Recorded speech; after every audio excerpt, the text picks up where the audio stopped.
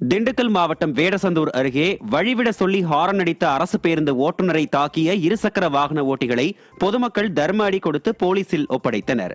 ஒட்டன் சத்திரத்தை நோக்கி அரசு பேருந்து சென்று கொண்டிருந்த போது வழிவிடாமல் இருசக்கர வாகன ஓட்டிகள் சென்றதால் பேருந்து ஓட்டுநர் கார்த்திகேயன் ஹாரன் அடித்து வழிவிடுமாறு கூறியுள்ளார். இதனால் ஆத்திரமடைந்த இருசக்கர வாகன ஓட்டிகள் 4 பேர் பேருந்து ஓட்டுநர் கார்த்திகேயனை தாக்கிய நிலையில் பொதுமக்கள் வாகன ஓட்டிகள் 4 பேரையும் பிடித்து தர்ம அடி கொடுத்து போலீசில் ஒப்படைத்தனர். விடியா ஆட்சியில் பேருந்து ஓட்டுநர்களுக்கே பாதுகாப்பில்லாத அவல நிலை உள்ளதாக பொதுமக்கள் குற்றம் சாட்டுகின்றனர்.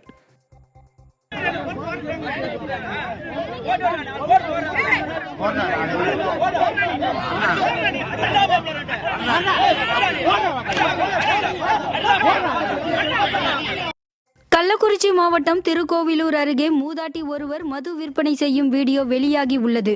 மாடாம்பூண்டி கூட்டுரோடு பகுதியில் டாஸ்மாக் கடையின் அருகே மது விற்பனை படுஜோராக நடைபெறுவதாக பல முறை புகார் அளித்தும் நடவடிக்கை எடுக்கவில்லை என அப்பகுதி மக்கள் குற்றம் சாட்டுகின்றனர்.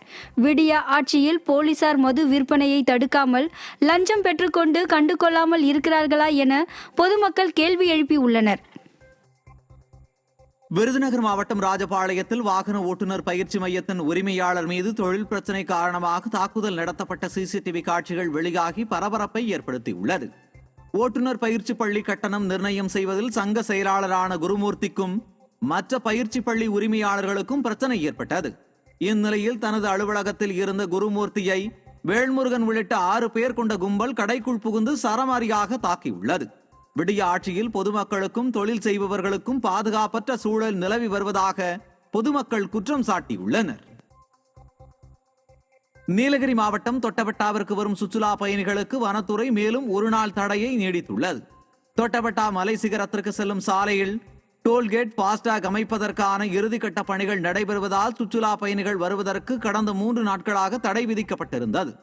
இந்த நிலையில் இன்றுடன் தடை நீட்டிப்பு நிறைவடைந்த நிலையில் பணிகள் இன்னும் முடிவடையாமல் இருப்பதால் வருகிற ஆகஸ்ட் 24ஆம் தேதி சுற்றுலா பயணிகள் செல்ல அனுமதிக்கப்படுவார்கள் என வனத்துறையினர் தெரிவித்துள்ளனர். திருவண்ணாமலை அரசு மருத்துவக் கல்லூரி மருத்துவமனையில் இருந்து வெளியேறும் கழிவுநீர் ஏரியில் கலப்பதால் 2000 ஏக்கர் விளைநிலங்கள் மற்றும் நிலத்தடி நீர் பாதிக்கப்பட்டுள்ளதாக மக்கள் குற்றம் சாட்டியுள்ளனர். மருத்துவக் கல்லூரி மருத்துவமனையில் இருந்து வெளியேறும் கழிவுநீர் மற்றும் டயாலிசிஸ் செய்யும் நீர் அருகில் உள்ள துர்கை நம்பியாந்தாள் கிராம ஏரியில் கலந்து வருகிறது.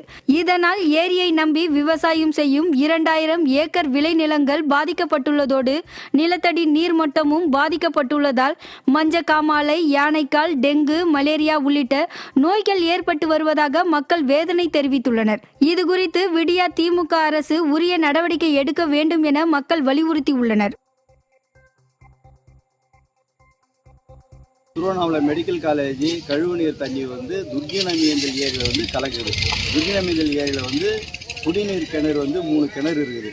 அந்த கிணத்துலேருந்து தண்ணி மேல்நீர் தொட்டிக்கு போகுது.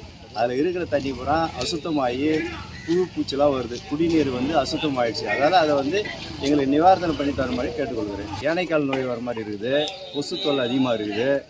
மாடுகள் தண்ணி குடிக்கிறது முடியல. ஆடு மாடு தண்ணி குடிக்கல. ஜுரம் அடிக்கடி ஜனங்களுக்கு பாதிப்பு வருது. கடலூர் மாவட்டம் காட்டுமன்னார் கோவில் அருகே இருசக்கர வாகனத்தில் சென்ற இருவர் விபத்தில் சிக்கி உயிரிழந்தனர். சிதம்பரம் திருச்சி பைபாஸ் சாலையில் உள்ள மேம்பாலத்தில் அகமது அன்சாரி மற்றும் அப்துல் ஹலீம் ஆகியோர் இருசக்கர வாகனத்தில் சென்று கொண்டிருந்தனர். அப்போது அடையாளம் தெரியாத வாகனம் மோதியதில் இருவரும் பரிதாபமாக உயிரிழந்தனர். இந்த பகுதியில் தொடர்ந்து விபத்துகள் ஏற்படுவதாகவும் விபத்து தடுப்பு பாதுகாப்பு அம்சங்களை விடியா அரசின் நெடுஞ்சாலைத்துறை இதுவரை ஏற்படுத்தவில்லை என குற்றம் சாட்டிய பொதுமக்கள் உடனடியாக சாலைகளில் கண்காணிப்பு கேமராக்கள் பொருத்த வேண்டும் என வலியுறுத்தியுள்ளனர். தூத்துக்குடி மாவட்டம் சாத்தான்குளம் வாரசந்தை அருகே உள்ள மழைநீர் கால்வாயை விடியா திமுக அரசு முறையாக பராமரிக்கவில்லை என அப்பகுதி மக்கள் குற்றம் சாட்டியுள்ளனர். சாத்தான்குளம் வாரசந்தை அருகே உள்ள மழைநீர் வடிகால்வாயில் பிளாஸ்டிக் பொருட்கள், குப்பைகள் என அனைத்தும் தேங்கி நிற்பதால் கால்வாயில் கடும் துர்நாற்றம் வீசுகிறது. மேலும் தேங்கி நிற்கும் மழைநீர் வடிகால்வாயில் கொசுக்கள் உற்பத்தியாகி தொற்றுநோய் பரவும் அபாயம் உள்ளதாக அப்பகுதி மக்கள் அச்சமடைந்துள்ளனர். எனவே விடியா திமுக அரசு இந்த கால்வாயை சுத்தம் செய்து முறையாக பராமரிக்க வேண்டும் என அப்பகுதி மக்கள் வலியுறுத்தியுள்ளனர். விடியா அரசு மக்களின் நலன் மீது அக்கறை இல்லாமல் செயல்படுவதாக பொதுமக்கள் குற்றம் சாட்டியுள்ளனர். தூத்துக்குடி மாவட்டம் கோவில்பட்டி அருகே குறுக்கே வந்த இருசக்கர வாகனத்தில் தனியார் பள்ளி பேருந்து மோதி விபத்து ஏற்பட்டதில் அதிர்ஷ்டவசமாக பள்ளி மாணவர்கள் அனைவரும் காயமின்றி உயிர் தப்பினர்.